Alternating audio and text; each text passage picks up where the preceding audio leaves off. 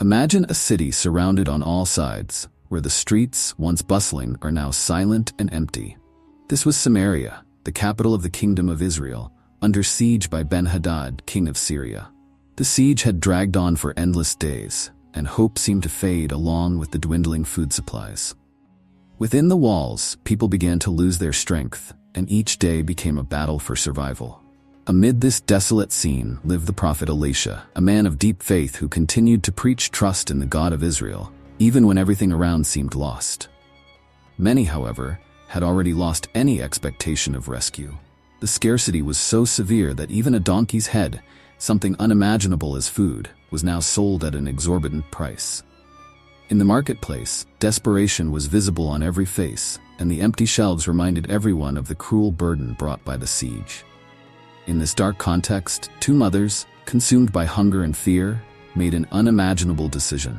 With no hope for rescue or food, they made a tragic pact: to cook and eat their own children to survive. This agreement, born of profound despair, revealed how circumstances had degraded any remnant of hope or morality. As he walked through the city's streets, the king of Israel saw firsthand his people's desperation. One of the mothers, her face marked by pain, cried out for help and revealed to the king the pact she had made with another woman.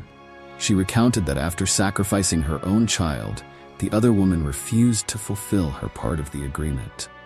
Her words left the king in shock and filled him with profound anguish.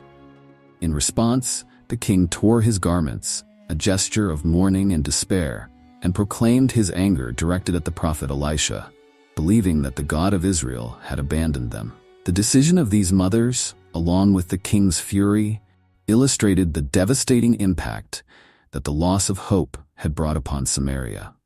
The desperation in Samaria was palpable, and the people's suffering spread like a collective lament.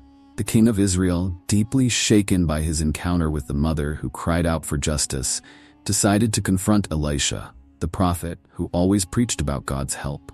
The king's heart was torn between faith and anger, but his anguish took control, and he blamed Elisha for the silence from heaven. Meanwhile, inside the prophet's house, Elisha prayed and awaited divine direction. The few who still had strength gathered around him, seeking some kind of comfort or word of hope. The prophet knew the circumstances were critical, and that the hearts of the people were being tested to their limits. Outside, the king sent a messenger to Elisha with an enraged order. He demanded the prophet's head. To him, if God did not intervene, then the prophet didn't deserve to be there. But Elisha, steady and unshaken in his faith, received the messenger with calm. Knowing the fear and doubt plaguing the king, Elisha prophesied something that seemed impossible: that by the next day, food would be sold at an affordable price, and abundance would return to the city gates. Many heard these words with disbelief, questioning how this could happen given the relentless Syrian blockade. Yet the prophet Elisha's promise brought a small glimmer of hope to some hearts.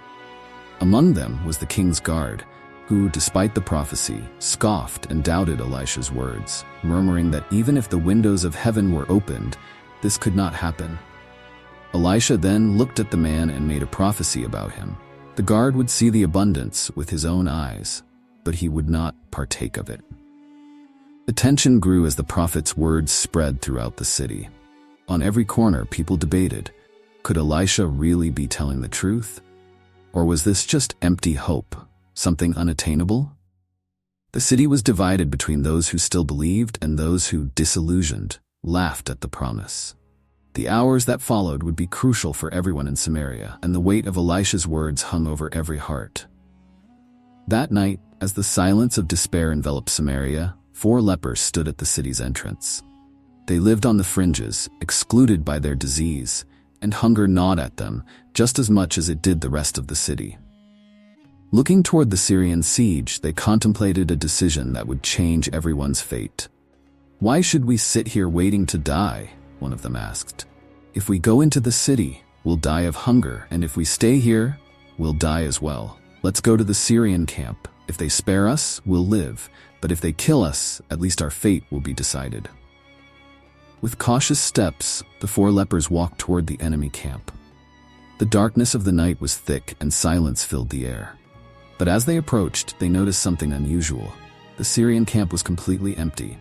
The army that had besieged Samaria had vanished. What the lepers didn't know was that very night, God had made the Syrian army hear the sound of a great army approaching. In panic, the soldiers believed the Israelites had hired mercenaries from the Hittites and the Egyptians to attack them. Overcome by fear, they abandoned their tents, horses, weapons, and all their supplies, fleeing without looking back. Upon reaching the deserted camp, the lepers found an abundance of provisions: bread, meat, wine, and even gold and silver. They ate, drank, and gathered some of the treasure. But soon one of them reflected, "We can't keep this news to ourselves. Today is a day of good news, and it would be wrong to remain silent while our people are dying of hunger. Let's go back and tell the king." With a mix of excitement and euphoria, the lepers returned to Samaria, ready to share the discovery that would change the city's fate. When the people received the news, they could hardly believe it. Could it be that overnight, hunger and despair would be replaced by abundance and relief? The king, still suspicious, feared an ambush, suspecting that the Syrians had planned this retreat to lure the Israelites outside the gates. However, after sending soldiers to verify, the truth was confirmed. The enemy army had indeed fled. In an instant, Elisha's prophecy became a reality, and the city was seized with an almost uncontrollable euphoria. With the news confirmed that the Syrians had departed, the gates of Samaria opened, and the starving and desperate people rushed toward the abandoned camp. There was enough food and supplies for everyone, and Elisha's promise was fulfilled before the incredulous eyes of the people. Each family could now eat, and the joy of being free from hunger and the siege brought new hope to everyone's heart. However, in the midst of the crowd, the king's guard, the one who had mocked Elisha's prophecy, was trying to control the frantic flow of people. He had been stationed at the city gate to manage the exit, but the crowd's haste was so overwhelming that he was knocked down and trampled. Thus, Elisha's prophecy was fulfilled. The guard saw the abundance but could not partake in it. In the center of it all, Elisha wasn't concerned with celebrating victory or taking pride in his fulfilled prophecy. Instead, he prayed and reflected on the importance of faith in moments of despair. To him, Samaria's experience was not just a display of divine power, but a lesson in the unwavering trust we must hold, even in the face of seemingly impossible obstacles. Families, reunited around a meal with their loved ones, experienced relief and renewed hope. The people of Samaria, once consumed by despair, now shared a moment of gratitude and understanding about the importance of never losing faith, even when circumstances seem irreversible. This moment also served as a lesson for the king, who, faced with the suffering of his people and divine intervention, realized that his fears and anger had blinded his trust in the God of Israel. He recalled Elisha's words, which had always emphasized divine help, and felt the importance of ruling not only with strength, but with wisdom and faith. The scene was now one of rebuilding and renewal. The people of Samaria, marked by the trauma of the siege, shared stories of endurance, reflecting on the suffering they had endured and the importance of faith amid despair. The relief from hunger and the newfound abundance sparked an explosion of joy in Samaria.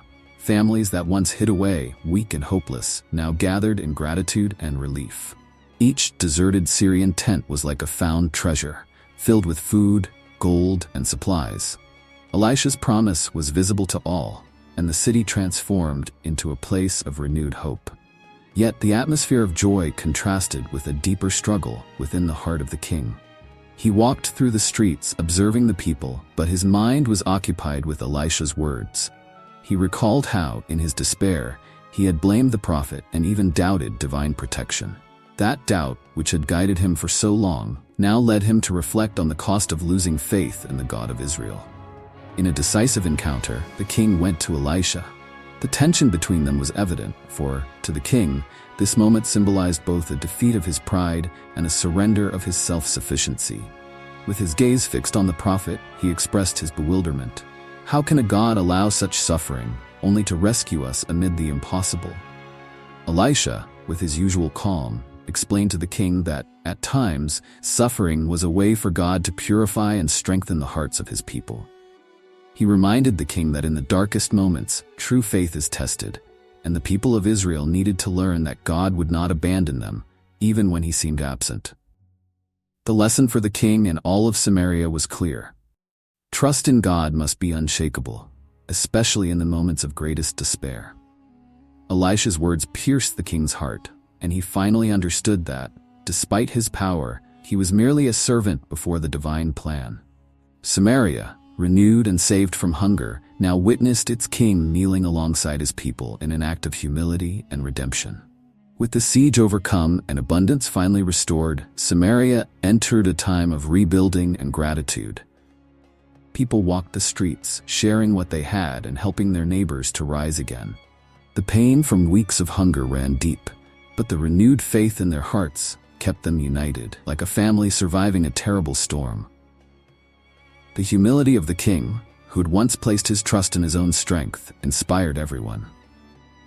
Now, he stood side by side with the people, helping distribute supplies and listening to the emotional accounts of those who had survived the horrors of the siege. The king's trust in Elisha and his realization that divine help had arrived at just the right moment left an indelible mark on him. Elisha continued to be a figure of guidance and wisdom for Samaria. For the prophet, Samaria's salvation was more than a miracle. It was a testament to God's faithfulness and a reminder that no matter how dark the circumstances, one should never lose faith. With the people now safe, Elisha offered a prayer of thanks and interceded for faith and peace to continue reigning among them. The impact of this moment echoed throughout the city and profoundly influenced future generations of Israel. Samaria, once a stage of endless despair, became a symbol of hope and faith.